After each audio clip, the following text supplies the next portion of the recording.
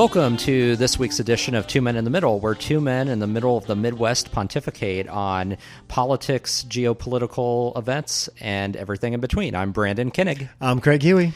Craig, it's 4th of July week. We just celebrated the 4th day before yesterday. Is that right? You're a big 4th guy, if I remember. Yeah, you like the 4th of July. I love 4th of July. I love Independence Day. I love the season. I love the time of year. I love cooking out. I love fireworks. So, it's all great. It came rather fast this year.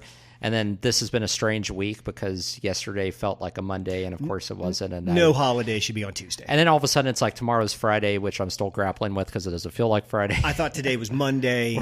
Right. Again, I've said this on the pod multiple times. I'm going to run for president, and I have like two things on my platform. And one is all holidays switch to a Thursday, the Friday afterwards a federal holiday. I like that. I also like the idea, my employer, if a holiday falls like this, where it's like on Tuesday, to go ahead and just give us Monday off anyway, so we can have the long weekend. I think that should be kind of like a rule of thumb because most people are going to take it off anyway. Yeah. How much work was going to get done on Monday, None. the day before? It's like, come on. And I hate the 4th of July. It's my worst holiday. Why is that? I can't stand it. If you're a parent, if you have a son, you just wait to get the call. Dad, I blew my hand off. Dad, my eye's out. Or, I shot a firework at some kid and I shot his eye out. And it's also a bad day if you have pets because pets usually don't like the fireworks, and also veterans with PTSD. Brandon, there's a lot of issues. I don't know if you know this, but Missouri, the great state that I'm from, leads the U.S. in fireworks purchased per capita. Oh, I thought you were going to say fireworks injuries. And Brandon, maybe next year, I need to invite you over one year. Just on like July 3rd, our neighborhood turns into Baghdad. Is it like a war zone? It is. Okay, so I took a walk at about 9:30 through our neighborhood. I can only walk down certain streets because they were blocked off by people shooting off their fireworks. The smoke was so thick, you couldn't see like two houses down. That's how much smoke is in our neighborhood from fireworks. I remember when I used to spend time with my cousins in Missouri, and I remember being like going on I-35 downtown on 4th of July evening one time where it was like that. Like the smoke was billowing up and you couldn't see anything. Brutal. It was brutal. Yeah. Just everybody stays out way too late. At least our folks, a lot of the kids have emptied out of our neighborhood. So by 10:30 or 11, most people have calmed it down. But there's always those few that go past like midnight and like into the early hours of the morning. And there'll be a crowd this weekend because the holiday's in the middle of the week that'll think it's fireworks time again, and they'll just shoot off what they didn't shoot off on the 4th. Please no. Like, again, it's confined to one day. It's like, no, like it's... I couldn't take a week-long celebration of America. Brandon, are we going to talk about Supreme Court stuff? Yes, there's been a whole lot of decisions. There's a few left to come down, but there's been some really big key decisions this term that we need to talk about. And I was thinking about that last week because we hadn't covered any of them yet.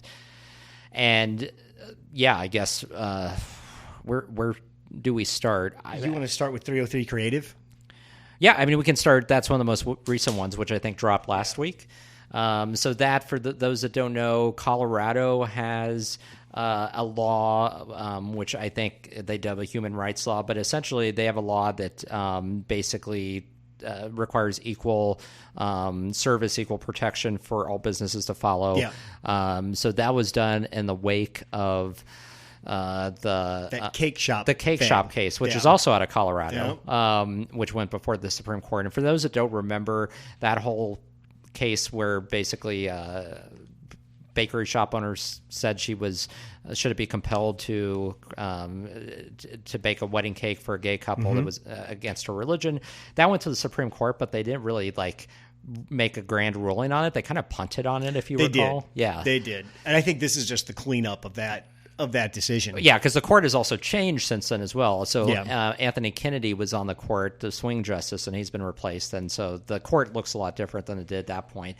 So this case is very similar, though, in that it's a web designer who designs websites for weddings. So similar type of case, should it be compelled to create a website for a gay couple? And this time the justices ruled for her on the religious freedom aspect and validating the Colorado law. I think what was interesting is the first case that you mentioned, you're correct, and that was an equal protection under the law case. Yeah. This was a freedom of speech case. So I think what they tried to do is narrow down on exactly what is the behavior that falls under this ruling. And a website is different than walking to a bakery shop and asking for a cake. Yeah.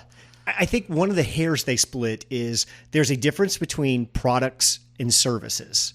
And I think they came down with baking that wedding cake was a product, and where this was more of a professional service that required more creative input and more usage of free speech by the woman who owned the web design shop to create the website. This was a First Amendment free speech case, not an equal protection case. So they pivoted to basically what I get out of this is in the course of doing business and providing a service for someone, if that service depends on your creative expression and your creative speech to deliver that service, you have the right to say, no, I don't believe in that, and I do not wish to lend my voice to this service, to whatever you're trying to create.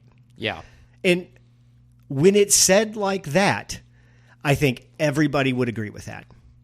This is a reminder to everybody that the First Amendment also covers your ability to say, no, I will not speak on that because I do not believe that. And to me, this decision was ruled correctly because it preserves and highlights and reminds people that part of free speech is the ability to say, I will not lend my speech to what I don't agree with. Now, we can agree, disagree, gay marriage. Should that be something that you're allowed to disagree with? That's not really what this was about. This was about this person, due to their personal beliefs, exercising their free speech abilities to say no to someone. I do not want to create that for you. Is that? I tried to make this argument to a couple different people and just got rocked. Just, what are you doing? This is discrimination. This is obviously unfair. While I can agree with that, it's certainly, that isn't more important than saying the First Amendment doesn't give you the right to say no. And that's the right worth protecting. Right. And I think there's a tendency to kind of lump this together with the Colorado bakery shop case, or lump it together with any instance of where someone who's LGBTQ may walk into a business requesting service and be denied. Yep. And I guess the difficulty here, and this is also where some of the news coverage of this got very hyperbolic and over the top, because it said this opens up the door to basically just roll back LGBTQ rights in a number of areas, to deny them service at hospitals and all kinds of things. So again, I think that this is very narrowly defined. And even though this is a very conservative court, we should be reminded that it was only a couple years ago this same court, again, very small majority, but still, added sexual orientation as a protected class, of course, which was pretty landmark decision. So I talk about like rolling back rights is not going to go back as far as some of the detractors think it would. This isn't a rolling back rights, in my opinion. This is a preservation of rights. And it makes people uncomfortable when people want to say no to things. Yeah. And I think it was Kagan in her dissent basically said this has nothing to do with denying gay people access to anything. This has nothing to do with equal protection of the law. This is a free speech case. This case is about, can the government compel your speech on something that you personally disagree with? And right. I think that answer is no, that they can't. I think they got this right. And I agree with you. The reaction to folks from the media was just over the top with this and just full of misinformation. Right. And there was no context, I think, in terms of the case itself. No.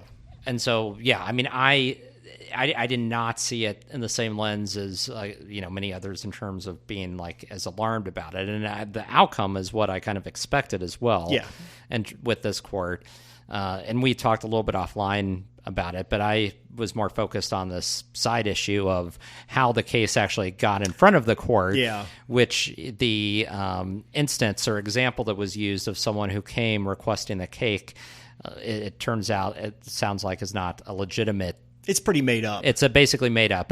And this probably happens more often than we know, but it's essentially made up to get this case in front of the court and get a ruling. My issue with that is I feel like any case that arrives before the court should have solid example of legal wrong that occurred or a violation of the law for it to go before the court, because the court only hears a couple dozen cases a year out of the thousands that are petitioned, before it. So it's already a very small number. And so I just feel like if you are one of the chosen few that they select, then everything should be 100% verified, true.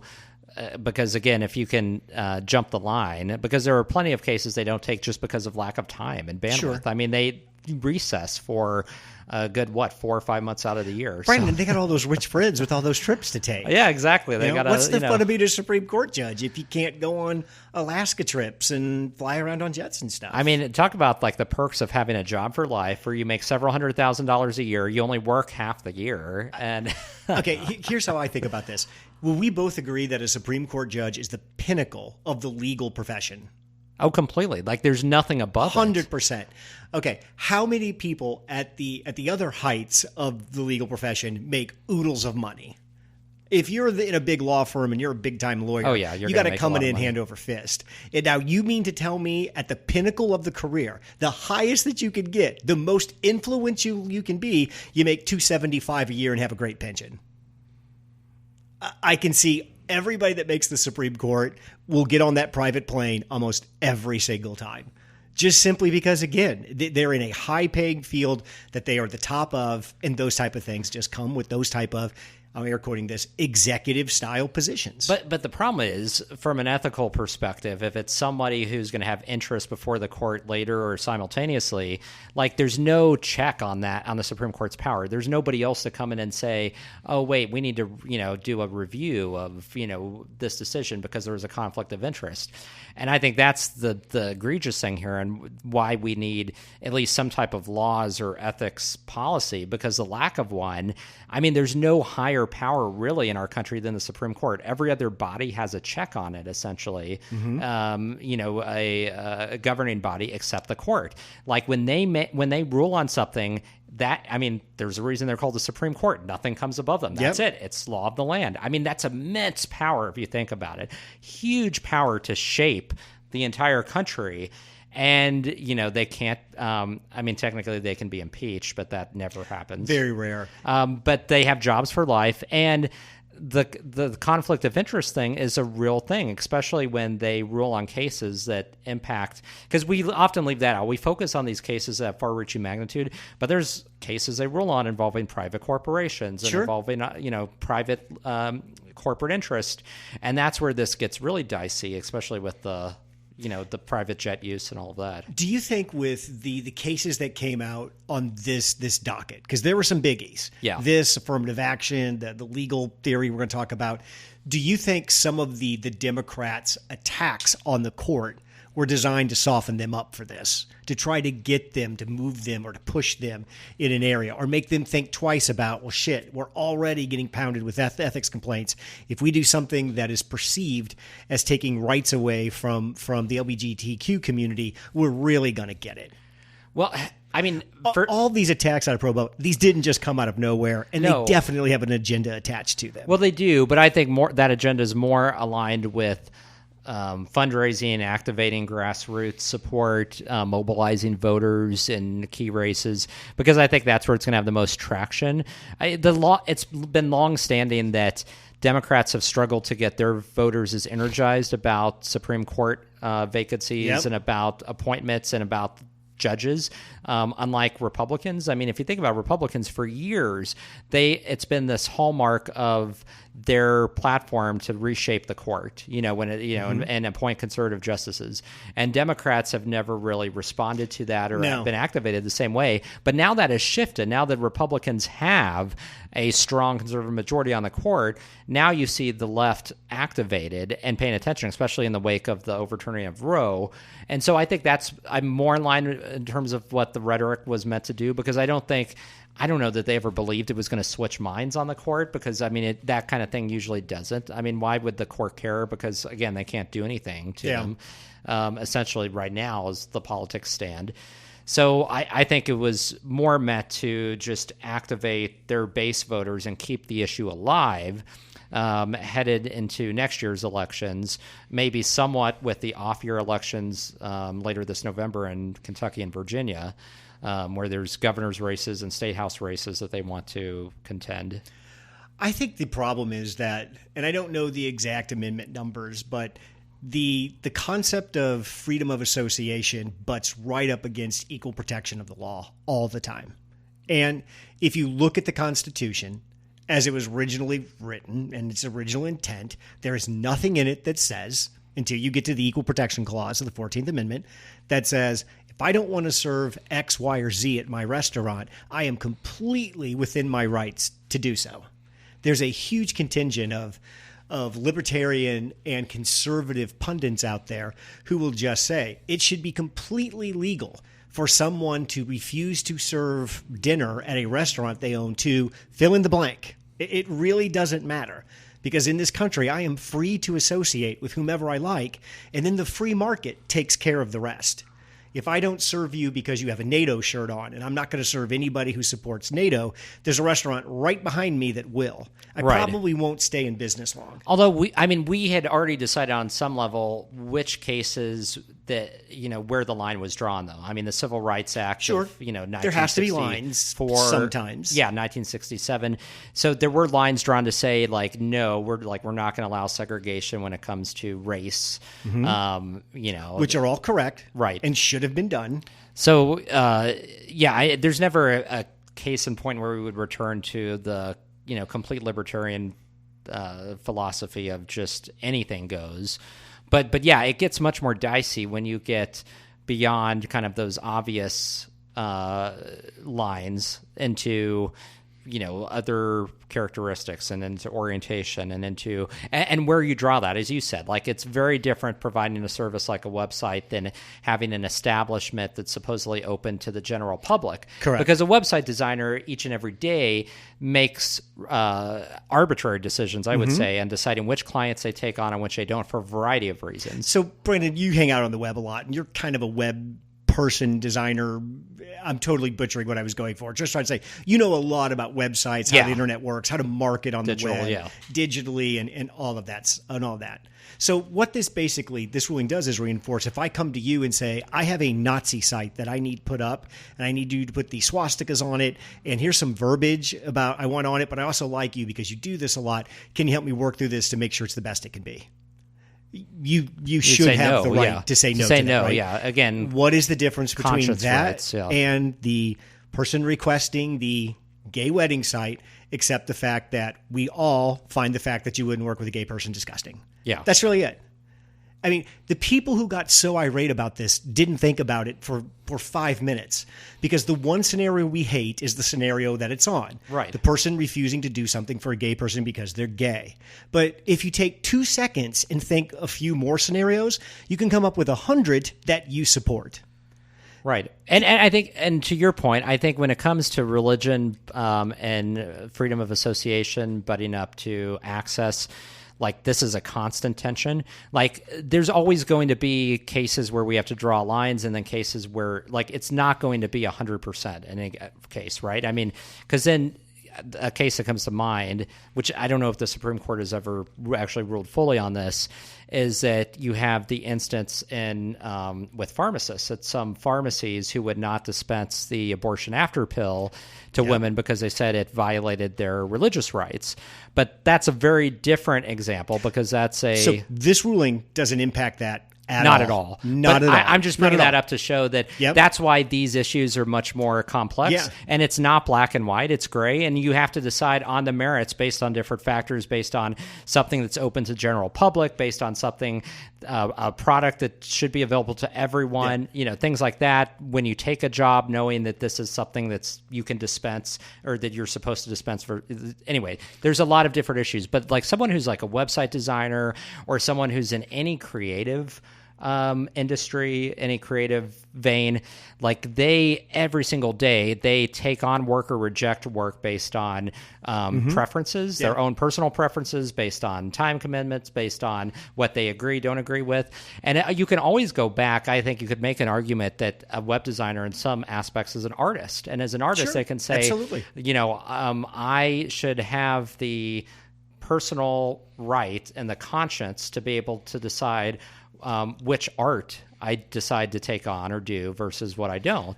And so that's, I think, where too, like, you can make the solid argument. And so that's, again, separates it from some of those other cases. Legal amateur podcasting is some of the most funnest form of amateur podcasting. let me give you this scenario. Brandon, you are a world-renowned chef, okay? Yeah. Me and my friends, we pay for a private dinner catered by you, okay? You give us the menu. We agree on the menu with the food, but we want it displayed. We want you to, whatever you bake, we want you to display it in a very disgusting manner. We want you to do some things with visuals, things maybe you're just not comfortable with how you present the food to us. We've got some weird party going on, maybe we want you to shape things, whatever it is. Can you say no to that? Yeah, absolutely. I think so. Well, and that's the thing, too, with cases like that, or with, like, the web designer.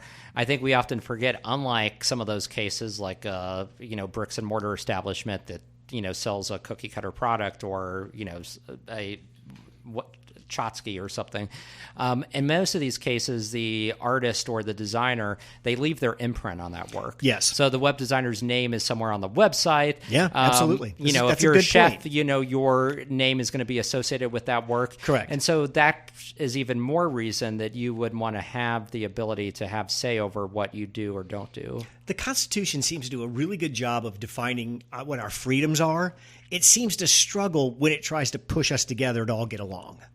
Those are the areas that seem to always be in question. Always in tension, yeah. And I think another issue that this case helps out a little bit is I have no skin in the religion game. I'm an atheist. I'm a non-believer. But are we telling religious people that you're only religious in the confines of your four walls of your worship on Sunday? And after that, you got to leave your religion there because you can't bring that into your everyday life. I say no to that. If you're a religious person, you have the right to be a religious person 24 hours a day in all aspects of your life. Now, you may have to deal with some consequences to that. Yeah. But I think it's okay that the government said if a person is religious or has religious beliefs, they can apply that in their business. I don't think that's necessarily a problem. Yeah, no, I don't either. And I think and you should be able to adhere to that religion throughout the course of your day, be able to practice it. And I would say that the only times lines should be drawn is when that expression of religion, if it were to get to a point where it would infringe on somebody else's known rights or somebody else's ability to practice whatever religion they want to or do what they want to do. So that's the only case. And sometimes that happens. And we have cases where, one person's religious rights butt up against another person's freedom of expression or their own religion. Yeah. And so that's where we have to adjudicate, I agree. How about, what did you think of the affirmative action decision? So I wasn't too terribly surprised by that one again either, because that case was also one that I think we expected with the change in the court system and the majority on the court. And this had been kind of a long time coming. And I think, again, if you get past the hyperbolics, the last time the Supreme Court ruled on affirmative action and upheld it, I think it was in 2003. I might be off a year or two on the Right. Oh, is it 03? Okay. Sandra Day O'Connor. I knew it was Sandra Day O'Connor said that, in 20 years' time, we fully expect that this affirmative action will no longer be needed because we will be in a different place in society based on changing demographics and so forth. So I think, again, the court, even back then, could read the tea leaves and saw where we were going. And the fact of the matter is that we, as a society, we tend to frame everything, even in racial terms, as black versus white. Yeah.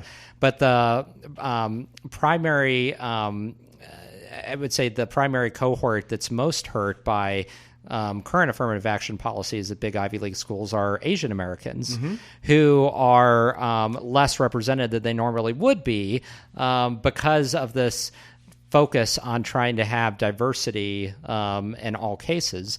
And I was reading something which I was fascinated about. There's entire courses that are built around helping Asian students write college entrance essays that make them sound less Asian, so they can't they can't be determine what race they are, because that is such an issue for them.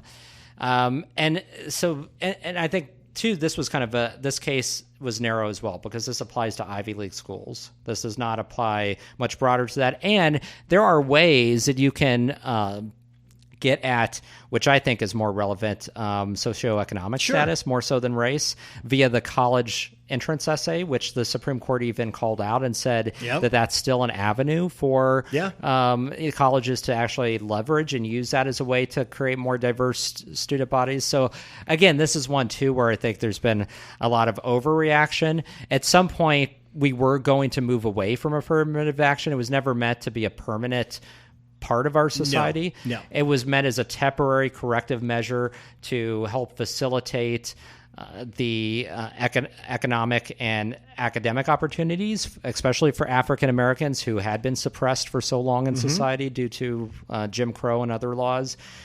And so I think at some point now, and I think the point is now, like, we have to look beyond that and move beyond that. And so that's what the court basically said. So I did some looking on this, and in 1978 was the first time the Supreme Court said affirmative action is constitutional. And you bring up a great point. That's in reaction to the ending of Jim Crow, the 150 years of legalized racism against black people, mostly in the South. That was just a few years after Brown v. Board of Education. Let's let that set in again. It was a reaction to the ending of the 150 years of post-slave racism in the South. Institutionalized, legalized racism. So this just didn't come out of thin air. There was all kind of reasons for affirmative action to come into place. And you're right, Sandra Day O'Connor in 2003, when she wrote the opinion, said this has about a 25-year shelf life on it. We suspect this will not be needed at some point in time. And then the Supreme Court and a couple of other decisions have chipped away at this since 2003. Yeah.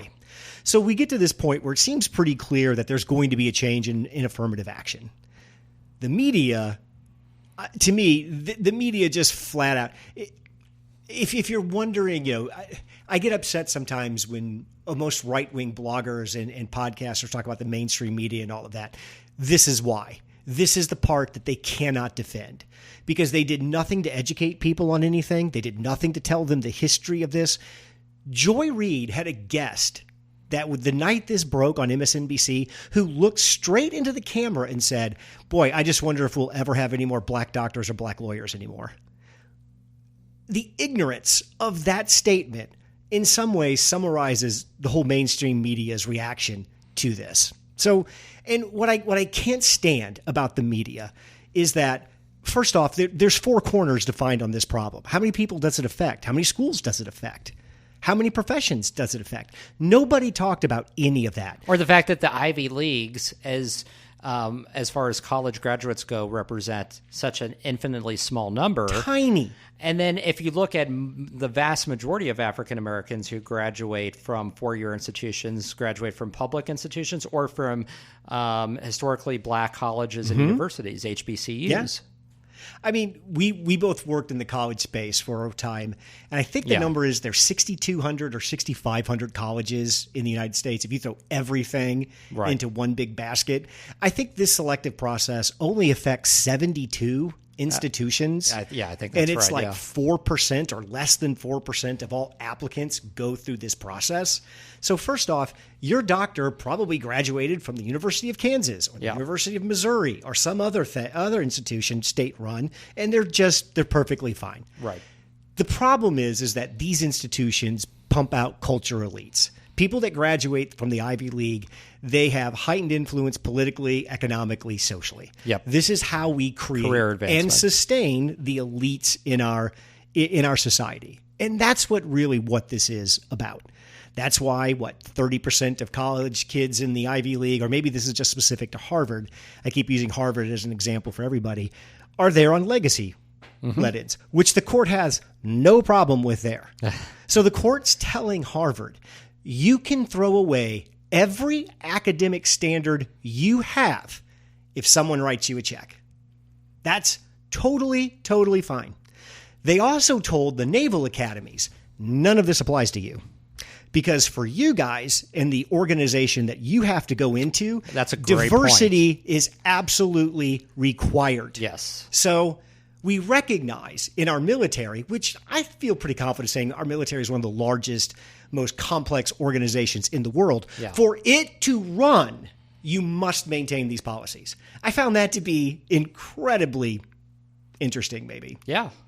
And again, I think it offsets the potential impact of this case, the decision in general. So, yeah, I think all of that being said, and you bring up legacy admissions, which, again, I do think that we're probably going to see a chipping away of that in time, if not via legally, then societal pressure, because there's just a lot more scrutiny, I think, of legacy admissions, and have been for a while now, on this idea that somehow, someone related to you can just donate a ton of money and sure. You can just walk right in. But yes, I think all that being said, the thing here too is, if you would have asked any of the media prognosticators, like, they all knew that this decision was coming. No one was surprised by this. They have telegraphed this for years. Yeah.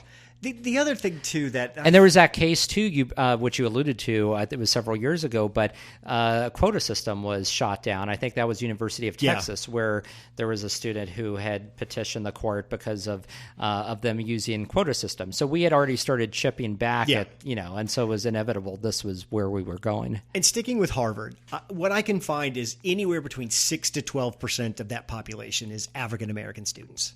So it's not like 50 or 60% of Harvard is black, right, all letting in on these programs. The 6 to 10, 12% that's there, they all have great scores, great grades, great activities. Right. They just can't compete with the SAT scores and the other scores of the Asian kids. So it's not like we're pulling people who don't deserve an Ivy League education and putting them there. We're basically saying that the circumstances around your race, we're going to admit you do meet all of the minimum scores. You just don't have the highest scores in the incoming class like some of the Asian kids do. Yeah, no, agreed. When you were talking, I was curious. I was looking up because you said it was between 6 to 12% African-American Harvard. So as of 2021, in the United States at large, non-Hispanic whites are 59%. Hispanic and Latinos are the largest ethnic minority, 19%, and Black Americans are at 12.6%. So it's about what it is. Yeah. My point being is that it wasn't like black students were overwhelming the admissions into Harvard, or represented a percentage much out of line in that 6 to 10% with what they represent in the overall population. Now, in some of these schools that already have like large Asian American contingents, there's some thought that that's going to grow. So you're going to see 30-40% of the student bodies be Asian descent as part of this. But again, without getting too in the weeds, there's also a culture of higher education among many Asian communities, which is much stronger. Absolutely. And so you see, and I would say when it comes to like test taking and, achieving in terms of just drive and initiative. I mean, there's a reason that there's that Tiger Mom, moniker. I forgot about her. Right. Yeah. That kind of, gained traction in the last several years. So if you are going to, reduce the focus on race and you're going to focus more on academics, it's just inevitable that you're going to see more Asian Americans, get admitted and benefit from that. So in the 90s, California got rid of affirmative action, surprising to most people. California being one of the most liberal states in the union, most people thought they would have been the inventors of affirmative action. Then in 2020, they re-upped it and said, nope, we still don't want it. Was it 2020 or last year? I thought it was 2020. Maybe you're right. Maybe it was 2020. I knew it was in the last couple of years. So they re-upped it. Of all places, one of the most liberal states in the union. Yeah. So what happened? Well, for the first 3 years, yes, African-American and Hispanic, mostly African-American, enrollment declined. After that, they changed their admission process. They came up with something called an adversary. My English is really slipping. They came up with a score that basically is one of the criteria that they use for admitting. There's a word I just cannot say. Not advisory. It's your adversary. It's your adversary score.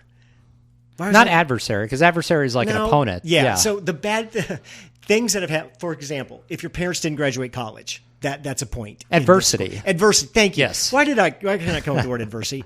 Your adversity score. So this includes things like, did your parents go to school? Mm-hmm. What's your income level? What high school did you go to? Where is that located? And once they got this process worked out, they've actually increased enrollment for minorities across the board in the California system schools. My point is, this is easy. Yeah. This is easy to handle and to manage. It's not insurmountable at all. Yeah. That's correct. And in typical Chief Justice fashion, Roberts grabbed this and he wrote the opinion. And right in the opinion, as Roberts likes to do, he sticks a big O sentence in there that you could drive a truck through, where he basically says, while race can't be the only deciding factor, it can be a deciding factor. You can't just have a thing on the box on the application that you check and say black. Yeah. But you can ask in the essay about how race has impacted you. That can easily be considered. Right. So they're not taking race out of consideration. They're basically just saying, hey, because you checked, you can't take the applications that say African American on them, put them over here in a pile, and know so many of those are getting in.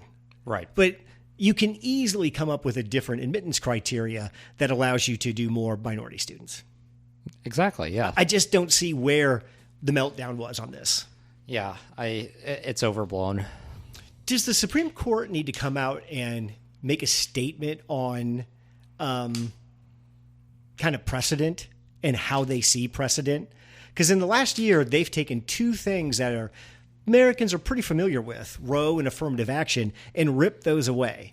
I thought the court was supposed to be more incremental change, not these big swipes. It seems like this version of the conservative court is just said, we're going to undo the last 30 or 40 years of the court that we think got too far away from originalism. Yeah, I mean, pretty much. And I think that's thanks to Trump's three appointees to the court, essentially, because these three people were nominated specifically with the stamp of approval from the Federalist Society that they were going to, not be incrementalists. There's been this long frustration by Republican jurists that they had been duped before with people like Kennedy and O'Connor, and even going back to Souter, that these were Republican appointees who were either just solidly in the middle or even left of center who would have rocked the boat. And, there's been this drive for so long on just overturning precedent. And so that's where we are now. I don't know that the court would ever issue a statement because they tend to not do a lot in the way of education. But there would be a lot of benefit to, putting something out there, essentially. Or just saying, here's the types of decisions that we feel were decided wrong, and we feel it's the charge of this court to right those. And we're going to do that. It's not going to change any minds or change how the reaction to those decisions, but... Well... What was the one with the legal theory? So this one is one I'd been tracking a long time, and I actually had some fear that that we might get a bad ruling from this because, again, knowing the most recent additions to the court. So the legal theory, it's called the Independent State Legislature Doctrine, and this has been this wacky cockamamie theory that has been promoted by the ultra-right over the last several years. It's gained some traction among the professor from Claremont McKenna who was on Trump's legal team. The idea is that state legislatures are the supreme authority when it comes to all aspects of election law and election results within their jurisdiction.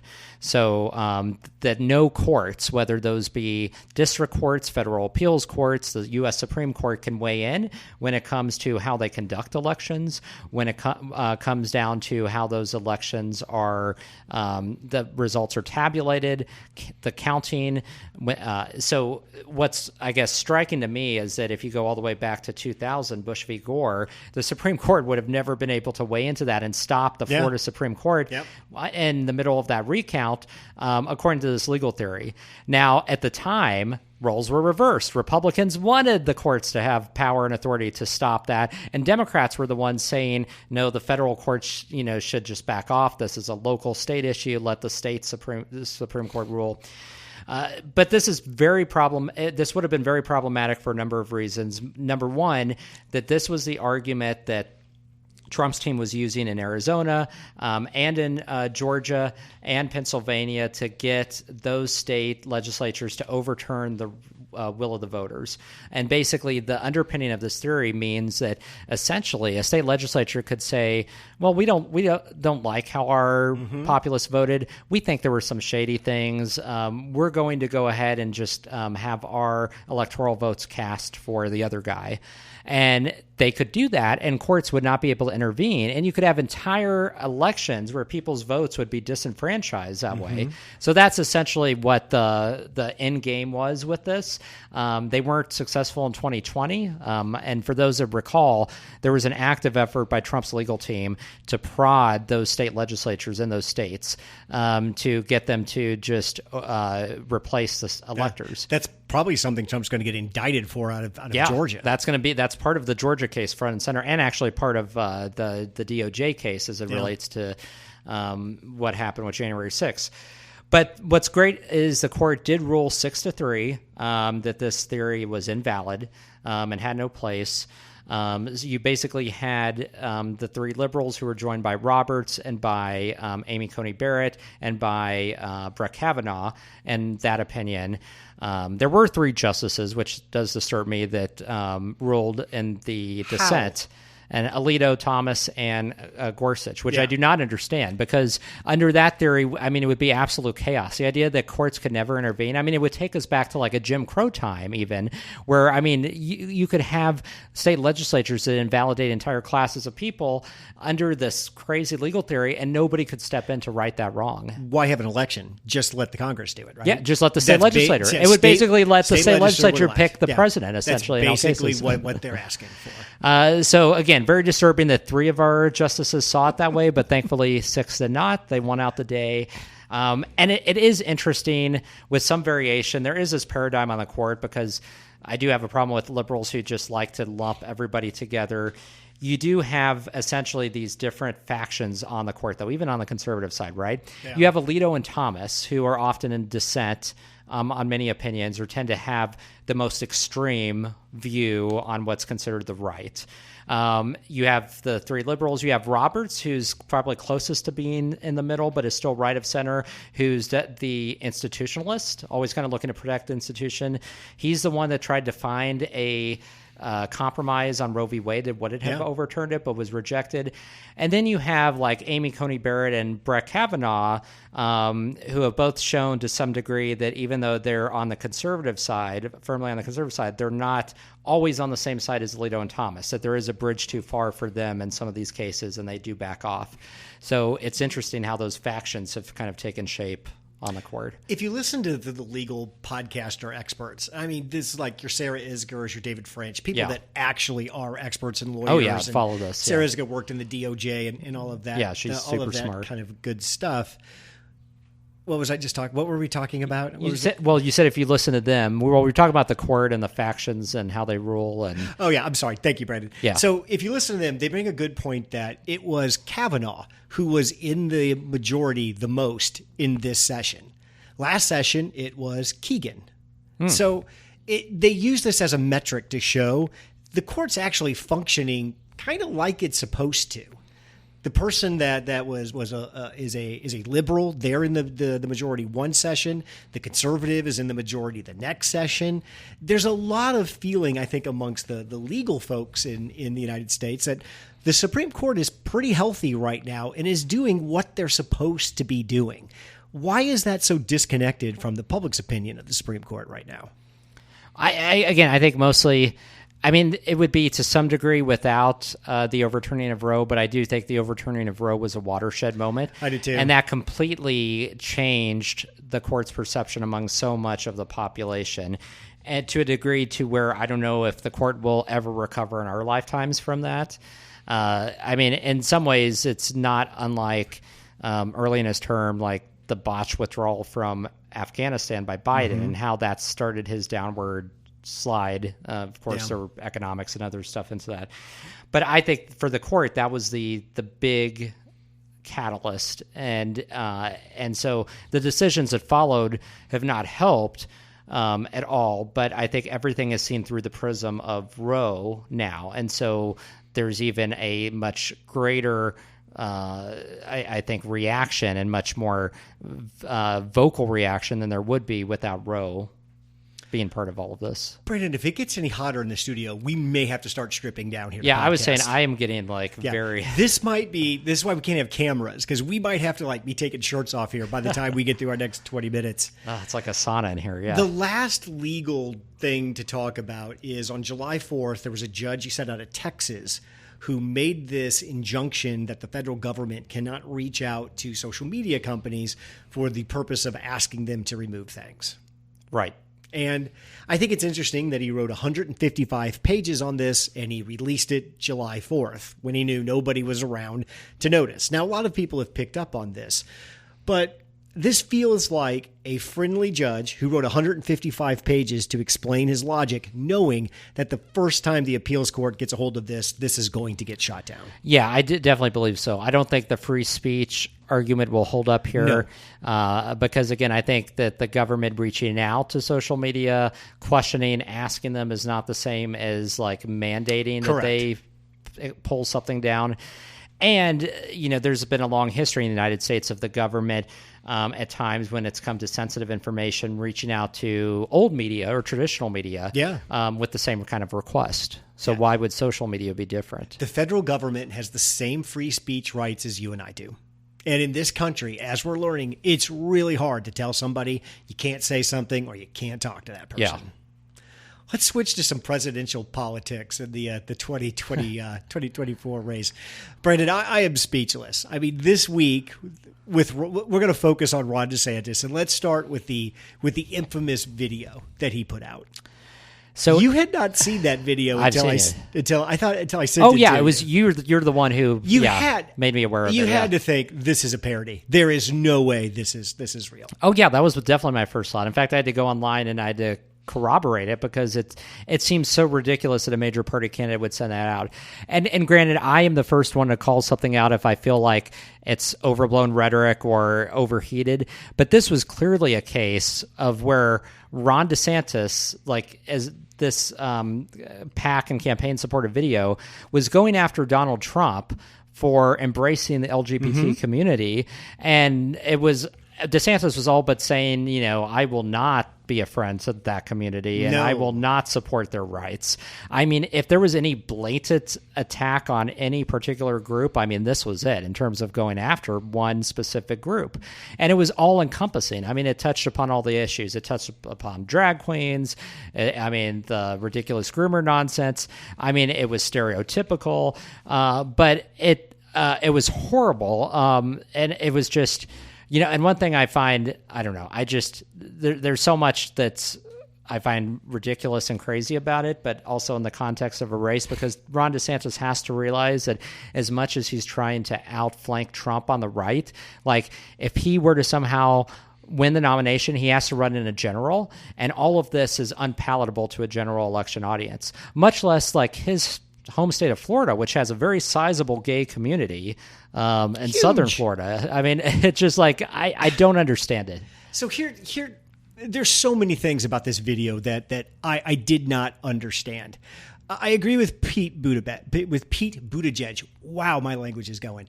I get it. His response was solid. I'm old. I'm out of touch. I don't understand young, hip people anymore. But I don't understand how you try to portray yourself as masculine by sandwiching yourself between cutout videos of oiled up, naked bodybuilders. Yeah, they were just inserted in there. I'm like, what is this? I don't get that. Also, too, I'm not from the generation where you have to prove you're a hard ass by cutting in pictures of serial killers from movies and stuff, like the guy from Peaky Blinders, Yeah.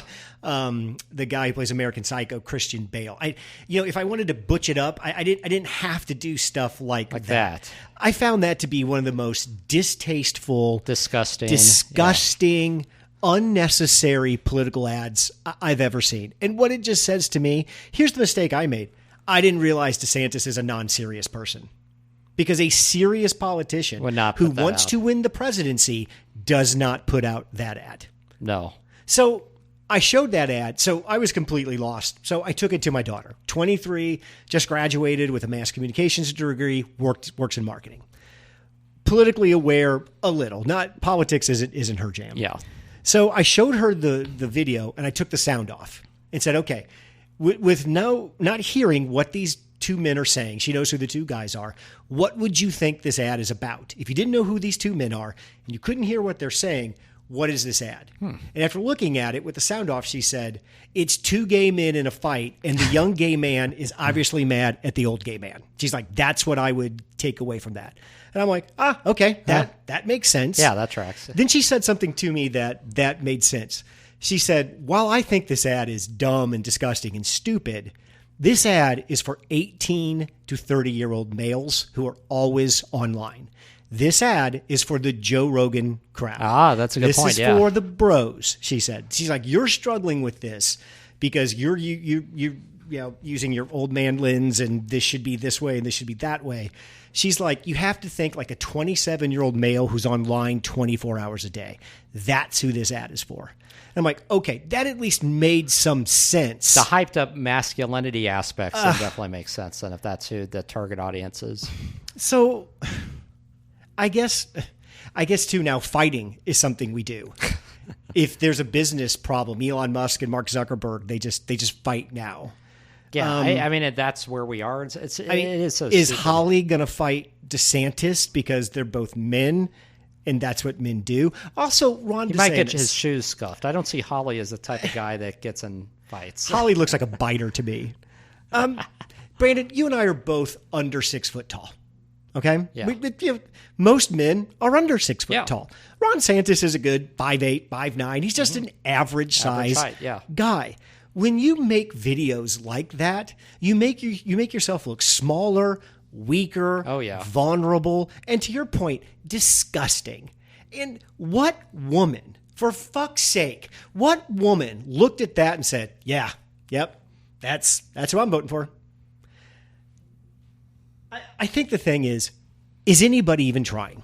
Have they just decided to give it to Trump? Because in back-to-back that day, I saw that interview from Mike Pence where he just looked completely feckless and just absolutely just neutered. Why are you even here? Is there anybody in the Republican field outside of Chris Christie who's honestly here to run? No, because nobody will stand up to Trump. They seem to think that their path to the nomination is by not angering Trump and trying to capture part of his base. But again, like we've said here before, when given a choice between Trump and Trump Light, the MAGA voters will always go for Trump. So who is their core audience then if they're not willing to stand out and distinguish themselves from Trump? I don't get it. And you keep waiting for the shoe to drop. Like, when are they going to do it? We've had 2 indictments now. They've had opportunity, but still, they won't do it. What does it take? I mean, clearly, I don't know that any of them are ever going to do it. And it almost makes it null and void. Why even have a debate? It's like they're just waiting for the problem to take care of itself. Yeah. Ron DeSantis is waiting for Trump to be taken off the board by the DOJ. Well, I mean, Joe Petticone, who writes for The Bulwark, who speaks to a lot of members of Congress, on Capitol Hill directly, several on condition of anonymity will tell him that they're just waiting for Trump to die. I mean, they're waiting for him to just something to happen. Die literally or die legally. Right, some way. They're like, we're just going to sit here until something takes him Something out. Happens. That is not running for president. That's not a strategy. Do you know why none of them are gaining? Because none of them are running for president besides Chris Christie. Yeah. You don't apply for the job of president in a meek, timid way. And you don't ask permission to run, and you don't wait to say anything about the front runner until the time's right. You go out and you kick that dude in the balls day after day after day. That's what being a presidential campaign is. Exactly.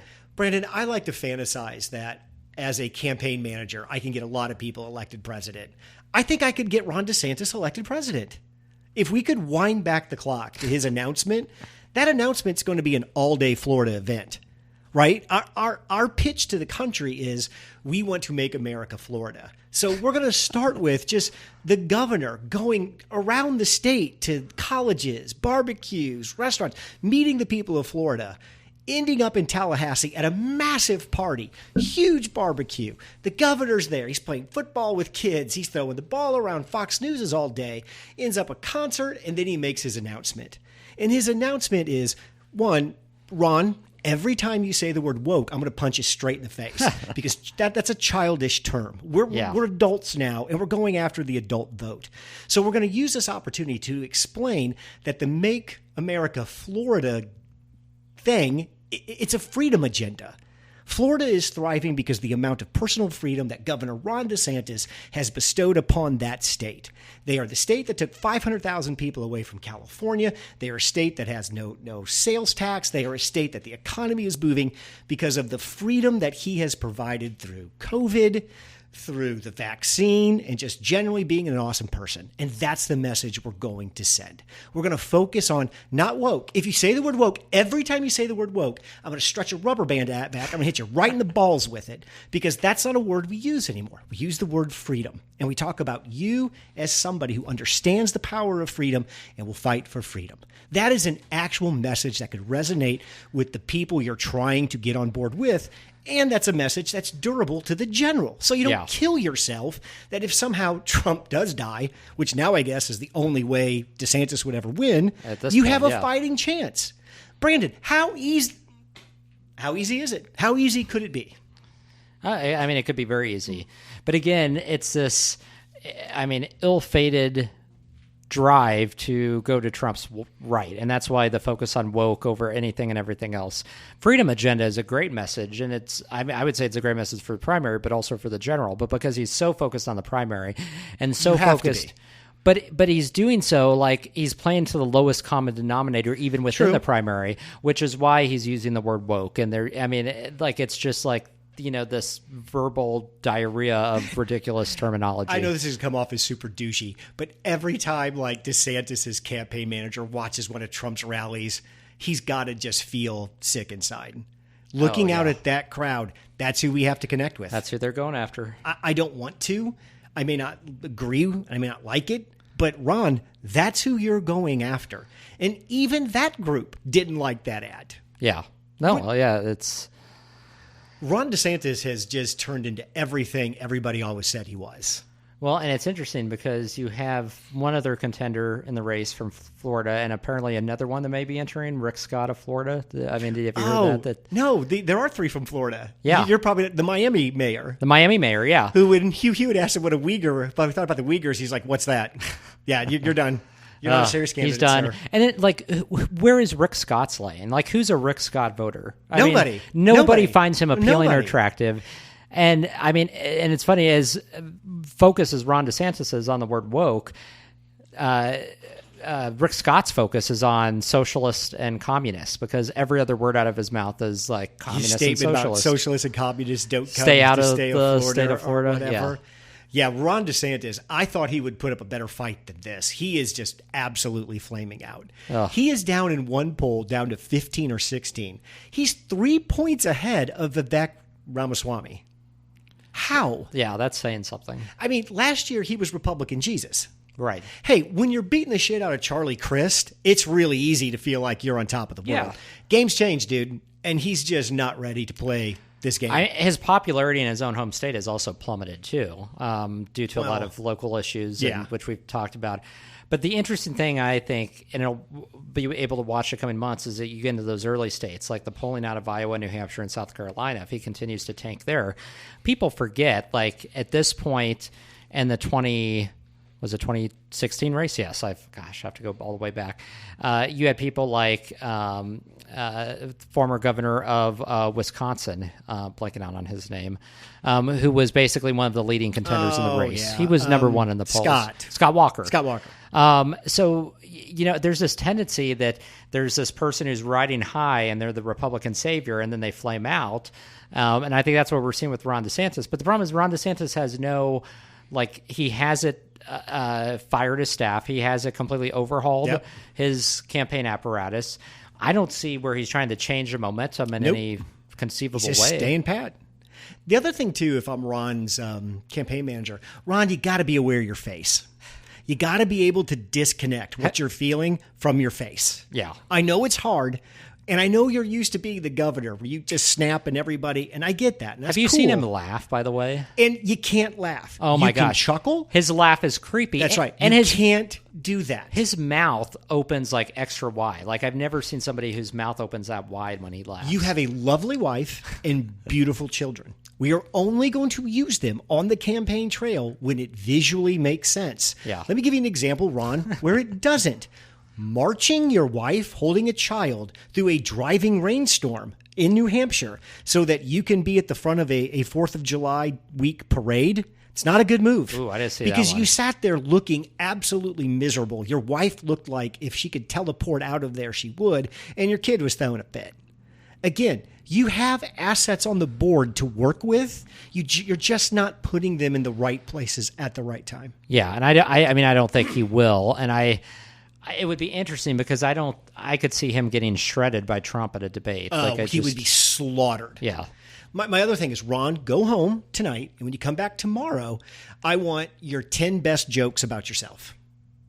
I want 10 jokes where you are the butt of the joke. If you're struggling with it, go to YouTube, punch in Ronald Reagan. He does it self-deprecating. That's not his MO. It's a master class in it. You're going to have to get a lot better at presenting yourself to retail politics situations. Learn how to talk if you have any chance at this. With people and basically hear them out. And I mean, just be like a common person. I don't know that he has that ability. Like he doesn't have any close friends. You're he doesn't a young have any man, close... Ron. You could do this again because apparently you can run for the president into your 80s. So you've got 30 some odd years to take another crack at this. You're not dead yet, but we can't have another mistake. Does Florida have a 2-term limit for governor? He changed it. Oh yeah, they do. They do. Okay. So he's termed out, limited out Unless they change after it, this right? run. I think they changed it to allow him to run for president, not resign. But they're not going to drop the 2-term. Okay. Especially now for Ron. That's not. I was going to say he's lost a lot of friends in the legislature now too, so it's not like it was. Ron DeSantis is a great example. 2 terms is all you want. You don't want any more for that because you're right. A couple of years from now, people are going to look back at the DeSantis era in Florida, I think, very, very differently. Agreed. You got anything fun you want to tell anybody about or anything? We're at our hour. I mean, I feel like we got to get out of here before I feel like I've lost 8 pounds just standing here. No, it's not fun, but I don't know if you caught. So former Congresswoman Liz Cheney was doing a lecture in New York City the other day. I think I saw. Did you see that where the moderator was asking her some questions and she was basically talking how we're electing all these idiots to Congress, like non-serious people, which can identify with. And it was funny because he asked her about Mark Meadows. He's like, "You served with Mark Meadows when he was in the House. Like, are you surprised by his conduct that he got caught up in this?" And she was just a very straight, no. Not surprised. Not at all. Heard about Mark Meadows is he will look straight at you, Brandon, and tell you exactly what you want to hear. Then he'll one day look at me and tell me the exact opposite of what he just told you. That it just whoever he's in front of, that's what he believes. Right. Did you sign up for Threads? No, I'm glad you brought that up, though. Some friends of mine have signed up. I'm probably going to do an account and test it out. I had heard, I guess the official numbers are there's 30 million people on it now. Yeah, I think they get a boost from Instagram because you can use basically your Instagram account. So when you sign up, if you have an Instagram account, it's really easy to get on. So I think they've solved a problem of they're taking Instagram's large user base and kind of pushing them onto I'll have to do that. I have an Instagram account, but I use it very rarely. It's very rare. I can't believe that we are this spun up about Threads, Twitter, over microblogging sites. Brandon, it's where we are now. These are the easiest things to create. Oh yeah, well, I'm surprised. Twitter was done as a free week at a dev shop. Well, and why has it taken this long for somebody to create an alternative to Twitter at this point? I have no clue. Did you see that Elon is suing? Oh yeah.